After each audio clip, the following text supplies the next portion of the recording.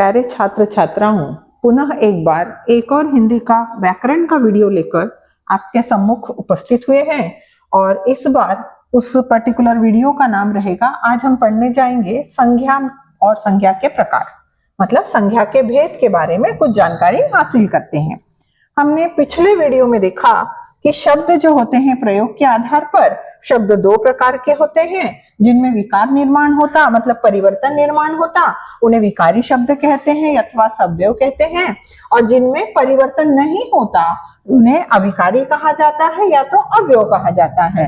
और फिर हमने देखा था कि विकारी शब्द जो होते हैं वो चार भाग में पुनः विभाजित होते हैं। तो चार भाग कौन से होते हैं? पहला होता है संज्ञा, दूसरा होता है सर्वनाम, तीसरा होता है विशेषण और चौथा होता है क्रिया। तो चलिए एक के बाद एक जो हमारी टॉपिक है उसको हम डिटेल में पढ़ते हैं। पहला हमारा जो टॉपिक है उसका नाम है संज्ञा। अब प्रश्न उठता है संज्ञा मतलब क्या? हम पहली कक्षा से इस शब्द को पढ़ते आ रहे हैं संज्ञा, ठीक है? तो जानते हैं संज्ञा मतलब क्या होता है। हमने एक वाक्य लिख रखा है जिसे हम दोहराते हैं। राम ने आगरा में सुंदर ताजमहल देखा। हमने लिखा राम ने आगरा में सुंदर ताजमहल देखा, है ना? अगर हमने ये वाक्य लिखा राम ने, अगर हम कहते हैं राम, तो आप जानते हैं राम जो है वो व्यक्ति का नाम है, एक छात्र का, एक बच्चे का, मतलब एक व्यक्ति का नाम है, तो व्यक्ति विशेष हुआ। देन राम ने कहां देखा? राम ने आगरा में देखा।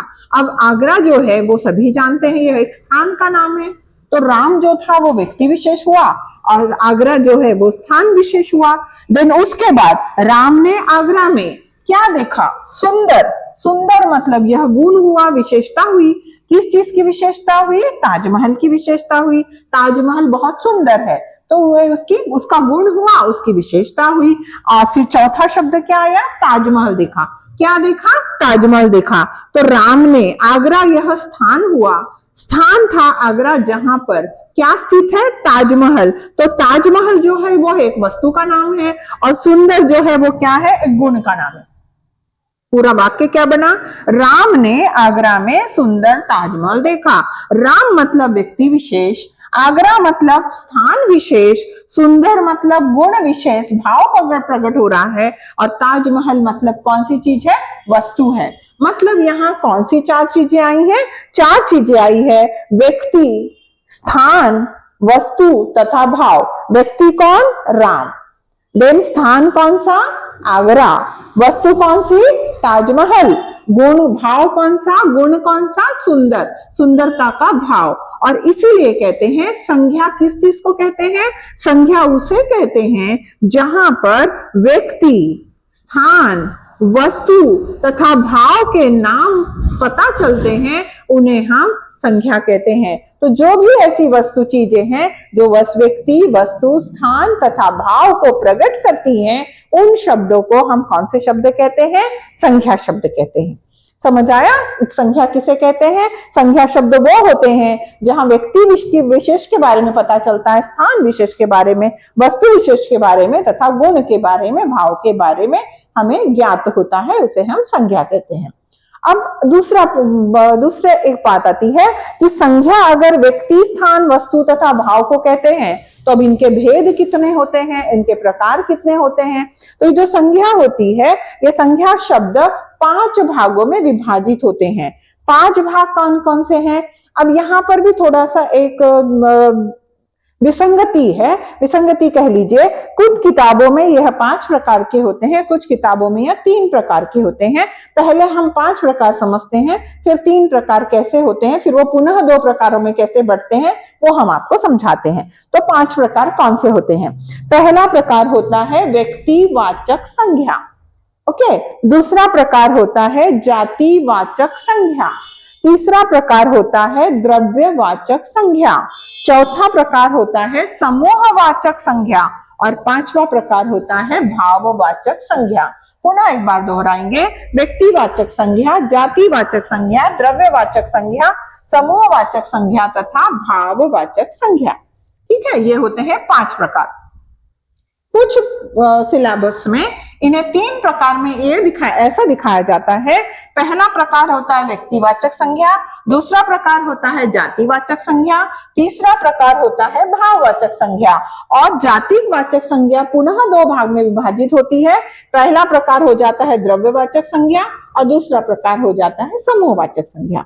ओके, तो इस प्रकार से कुछ किताबों में यह 3 भाग में विभाजित होता है और कुछ किताबों में यह 5 भाग में होता है। लेकिन आप देखिए अंग्रेजी में तो ये 5 ही प्रकार में होता है। ठीक है, तो ये है हमारे 5 प्रकार। अब देखते हैं, दोहराते हैं, पहले के बारे में जानकारी हासिल करते हैं। पहला है हमारा व्यक्तिवाचक संज्ञा। अभी हमने कहा था राम ने आगरा में सुंदर ताजमहल देखा, उसमें राम यह हमारा व्यक्ति हो गया था। अब हम कुछ लिखते हैं व्यक्तिवाचक संज्ञा के बारे में जानते हैं। और जब व्यक्तिवाचक संज्ञा के बारे में जानते हैं तो हम पहला वाक्य जैसे लिखते हैं, जैसे हम लोग रहते हैं भारत देश में, भारत यह महान देश है। हम लिखना चाह रहे हैं भारत यह महान देश है। ठीक है, भारत यह महान देश है। अब देश तो बहुत सारे हैं, देश तो अनेकों हैं। आप जानते हैं कि हमारा पूरा जितनी भी हमारी पृथ्वी है वो विभिन्न देशों से भरी है। तो देश तो बहुत सारे हैं, मतलब देश कैसे हैं? देश हमारे अनेक हैं। ठीक है, लेकिन अनेक देश जरूर हैं, लेकिन उन सारे देशों में एक पर्टिकुलर देश है, एक महत्वपूर्ण देश है जिसका नाम कौन सा है? भारत। भारत यह एक देश है। ठीक है, तो भारत यह जो है वो एक महत्वपूर्ण देश है। तो देश तो अनेकों हैं, बट उनमें से भारत एक है, मतलब देश अनेक है। और जब ये अनेक होते हैं तो इसे कहते हैं, कौन सी संज्ञा कहते हैं? इसे कहते हैं जातिवाचक संज्ञा। जहां अनेकों चीजों का महत्व पता चलता है, अनेकों में से एक होता है, तो अनेक जहां है वो जातिवाचक संज्ञा कहलाई। लेकिन भारत इनमें से एक है, विशेष है, और इसीलिए यह भारत जो है वो कौन सी संज्ञा कहलाएगी? वो कहलाएगी व्यक्तिवाचक संज्ञा। ओके, उसे कहेंगे हम व्यक्तिवाचक संज्ञा। तो भारत यह महान देश है, भारत हुआ व्यक्तिवाचक संज्ञा, देश जो है वो हुई जातिवाचक संज्ञा। और कोई एक एग्जांपल ले लेते हैं, एक उदाहरण ले लेते हैं।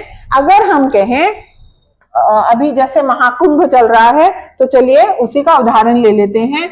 जैसे अगर हम लिखते हैं गंगा यह एक पवित्र नदी है। अगर हमने लिखा गंगा यह एक पवित्र नदी है, नदियां तो बहुत सारी है, नदियां तो बहुत सारी है, लेकिन गंगा उनमें से एक है। तो यहाँ देख लीजिए नदियां बहुत सारी है, तो कौन सी संज्ञा हुई? जातिवाचक संज्ञा हुई। और गंगा उनमें से एक है, तो कौन सी संज्ञा कहलाएगी? ये कहलाएगी व्यक्तिवाचक संज्ञा। समझ आया? तो यदि अनेकों होते हैं तो जातिवाचक हो जाते हैं, उनमें से एक अगर होंगे तो क्या कहलाएंगे? जो वो कहलाएंगे व्यक्तिवाचक संज्ञा। अगर हम कहें गांधी जी एक महान नेता थे, गांधी जी एक महान नेता थे, नेता तो अनेकों हैं, अनेकों है मतलब जातिवाचक संज्ञा, उनमें से गांधी जी एक, मतलब गांधी जी व्यक्ति विशेष कहलाएंगे और वो क्या हो जाएंगे? व्यक्तिवाचक संज्ञा।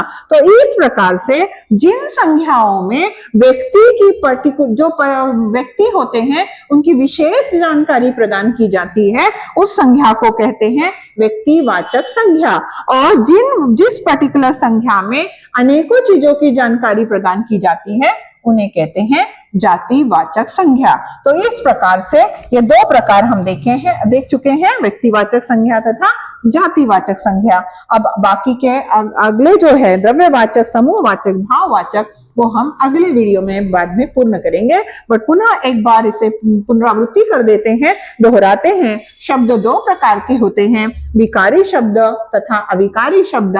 विकारी शब्दों में परिवर्तन होता है इसलिए सव्यय कहते हैं, अविकारी शब्दों में परिवर्तन नहीं होता है इसलिए उन्हें अव्यय कहते हैं। विकारी शब्द पुनः 4 भागों में विभाजित होते हैं, संज्ञा शब्द, सर्वनाम शब्द, विशेषण शब्द तथा क्रिया शब्द। और फिर संज्ञा शब्द के बारे में यदि जाने तो संज्ञा उसे कहते हैं जो वो शब्द होते हैं, संज्ञा शब्द, जो किसी व्यक्ति, स्थान, वस्तु तथा भाव को प्रकट करते हैं, उन्हें संज्ञा कहते हैं।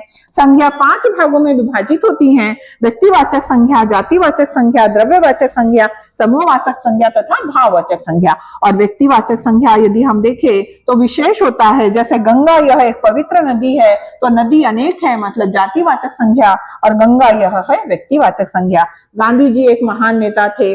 पंडित राजेंद्र प्रसाद जो थे हमारे पहले प्रथम राष्ट्रपति थे। राष्ट्रपति तो अनेकों थे, उनमें डॉक्टर राजेंद्र प्रसाद जो थे हमारे अनेक व्यक्ति एक थे, इकलौते थे, तो उन्हें कहेंगे व्यक्तिवाचक संज्ञा। इस प्रकार से व्यक्तिवाचक तथा जातिवाचक का भेद होता है। धन्यवाद।